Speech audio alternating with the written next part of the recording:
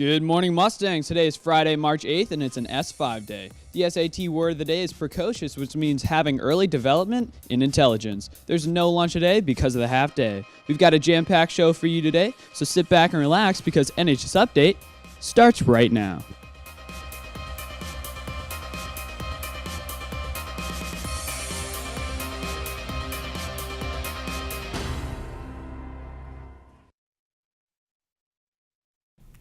Good morning, Mustangs, and welcome to the show. I'm Allie Kelleher. And I'm Tim Rose. Let's get started with some announcements. A reminder that all members of the Global Citizenship Club should go to the GSU immediately following first block today for a quick group photo. Next up, we have a short documentary on a marine science topic that's happening right in our backyard. Joe Spadorsha and Xavier Cullen dive right into the story. Sitting at the low population of about 450, the North Atlantic right whale is one of the most endangered species of whale in the world, and the future doesn't look bright for its survival. Hopefully it's not too little too late, because certainly the current trajectory of the North Atlantic right whale population is dire. So, I mean, I've spent a lot of time at sea and on the beach, documenting, diagnosing these animals. So I've lived it, I know it, and it hurts me a lot. Michael Moore of the Woods Hole Oceanographic Institute warns of the fast decline of the whale that lives in our backyard. There are only about 100 reproductively active females left, and they've been dying at around 5 a year, so that gives you about 20 years to deal, and that's a very short amount of time. With time running low and the population falling, scientists have been trying their hardest to find any possible solution that could reverse the downward spiral, and the primary focus has been on the ropes used in fishing traps. Larger whales, such as North Atlantic right whales, tend to specialize in getting entangled in rope from fish traps. The numbers come down to about a quarter of the population acquiring new entanglement scars every year. 84% of the animals have been entangled at least once. Dragging the whale throughout the water, the ropes connected to crab and lobster pots wrap around vital areas of the whale and often lead to a great deal of suffering or even death. Haley McKee of the Defenders of Wildlife said that there is not enough rules and regulations in place against the ropes to save the species. Clearly, there are protections in place. They are doing their job, but there need to be more, unless we make some very serious changes, unless the National Marine Fisheries Service makes some very serious changes right now. We may lose the North Atlantic right whale within our lifetime, which would be a tragedy. In Australia, the Desert Star program has created new technology that could eliminate the threats of fishing rope and possibly save the right whale. Scientists and entrepreneurs are testing ropeless fishing gear, which I think is awesome. And they're a win for, fishermen and seafood consumers as well as whales. So ropeless fishing is actually a poor choice of words, because it's actually less rope fishing rather than ropeless. Early versions of ropeless fishing used new technology to wirelessly send a rope up to the surface where the fisherman wants to retrieve the pot. But Stephen Holler, delegate for the Massachusetts Lobstermen Association, believes it will create more problems than solutions.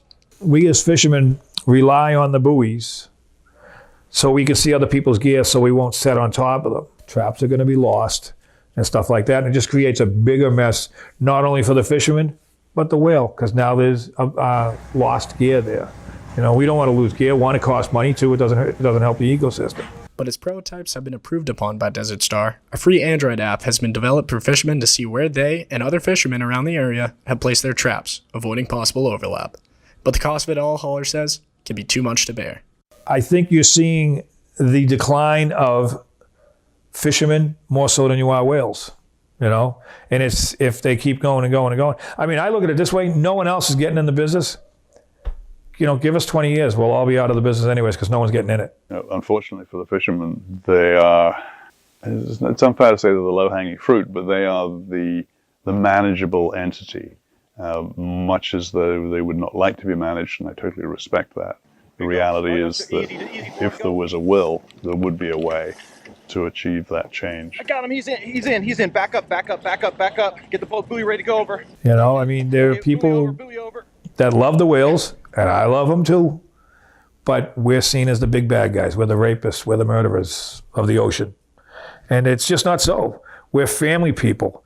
We're not killers. We love our children. We love our family. The last thing we want to do is to really paint the industry in those lights, because it's not intentional. But if you look at you know, the definition of whaling, there's nothing about intent involved. It's to catch a whale. And they've been catching whales with fixed gear for a long time at this point. You know, yeah, I guess I got a little grudge against them. I mean, but hey, I'm trying. I go to the meetings, you know, with everybody. I try to, you know, help support this industry and stuff like that. And it's just disheartening what they say. Nope, they want to do this, they want to do that. And I said, well, what about this? Nope, they didn't even want to hear it. But time's running low, and meaningful legislation has yet to be implemented to save the whales. I believe very strongly that with adequate knowledge and understanding, we should be able to bring the necessary political pressure. But I failed in that regard, for sure. I mean, I've been writing about the entanglement welfare side of things for 20 years, and traction has not come. If you care about the North Atlantic right whale, then you need to let your representatives know that you take their conservation seriously. Reporting for Mustang Magazine, I'm Joe Spadorcia.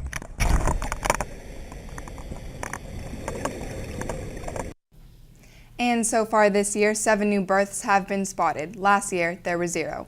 For more stories like those, be sure to tune into Mustang Magazine on the Nord Community Media channel. Nord's Winter Athletic Awards Night will be held on Tuesday at 6 in the Dining Hall and 6:30 in the auditorium. All varsity athletes, jacket recipients, and parents are invited to attend. Now we send it over to Brandon's Facts.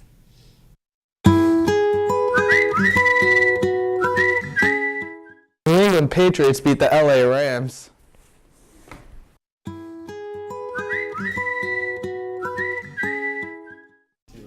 Thanks, Brandon. The AP exam money is due today. Please give all checks made out to Norwood High School to Miss Giordano and guidance. Now we have Senora Kelly in the studio to talk about tomorrow's event. Here's Jake Watts with the interview. What's going on, Norwood High School, and what's going on, Carlsbad friends? So I'm sitting here with Miss Kelly to talk about Saturday and Impact Norwood. So can you tell me a little bit about what that is? Yeah, well, so Impact Norwood is actually a coalition for prevention here in Norwood. It's statewide, we have these different coalitions, but tomorrow with Student Council, the Friendship Club will be hosting a variety of different activities that kids will sign up for, either from 9 to 11 or 11 to 1, or maybe 9 to 1 for 4 hours of community service possibilities. And we're going to work on different things that is going to impact the community and hopefully, you know, just educate young adults about what some healthy habits are to make a healthy, happy adult life. So not only can they get community service, but why is it so important that these kids sign up? Well, I think that, first of all, it gives you a sense of belonging, not just in your school. We're doing it at the school, but again, reaching out and dealing with different organizations in the community. And not only that, trying to help people, help their peers, help the younger students underneath them, and even adults out there that need our help. Well, it sounds fantastic. That sounds great. Hopefully it goes well. Thanks for coming on. That's all I have for you today. Back to the desk. Thanks, Jake. Now for some more announcements. On Monday, there will be mandatory rehearsal for all participants in Style on the Hill at 2:30 in the auditorium. Please see Ms. Curran if you cannot attend. Thursday, the Style on the Hill event featuring the Man on the Hill competition will take place. See any participant, student council officer, or post-prom officer in order to buy $10 tickets in advance. Tickets will be $15 at the door. Now, here's a new segment called Meme of the Week.